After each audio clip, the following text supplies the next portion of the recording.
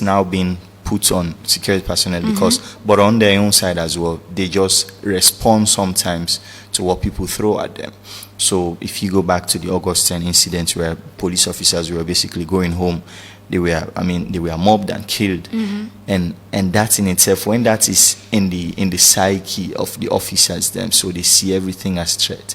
But then again, the government and then we they have also been saying, we just need people to come forward and own this and say, we are the ones we want for lead this. And if so, there will be a process of accountability if anything goes wrong. I understand that, but then again, this is the same country. I remember there was a time I think the APC party wanted to do, then call them a peaceful demonstration, a peaceful march or something, and then they made these applications to the office of the Inspector General for give them this clearance, and they were denied. So it comes back to, first of all, we need to remember, say, these policemen and security personnel are also citizens. You know, that's someone's father, someone's mother, and again, their lives are accountable to the state. I think on my own side, I go first of all want to admonish, go back to the ministry and say, I think the security personnel need to be trained so much more.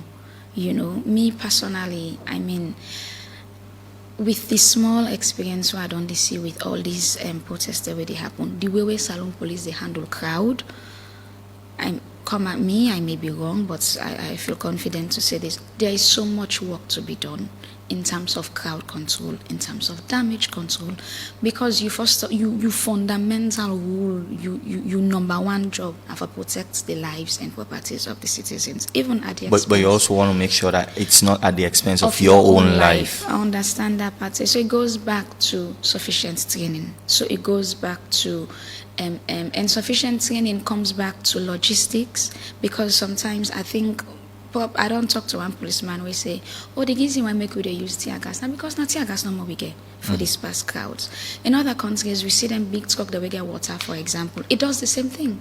You want for dispersed crowd, throw water at them. Tear gas go affect their health and probably kill somebody, but water never kill person. So it comes back to their logistics. It comes back to waiting then get at hand at that time for handle the situation. So you see how it goes back to going back to the drawing board and re-strategizing. And it comes back to educating the masses, because they can say, oh, you talk money, don't you ever talk back to the bone. People know for this put protest synonymous with looting. People know for put protest synonymous with violence. Again, just because you get a right for come out and speak or come out and make your demands, no mean to say if you come out and make your demands at the expense of other people. Them.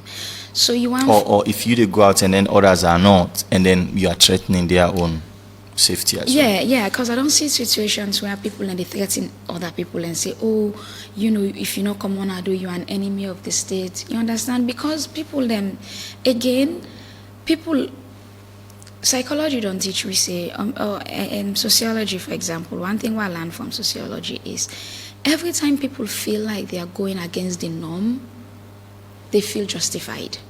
There is this inexplicable feeling, I don't know if not adrenaline, for say, oh, they go do something wrong, oh, we challenge the government. Anti-establishment kind of feeling. Exactly. It's that feeling, it's that rush, that adrenaline, you understand, we can really get, and it happens to just about anybody, but it's worse when it happens to the average citizen in mind, we're not well educated or we're not grounded. You understand? So for me, I feel like government gets a lot of work for do on both sides.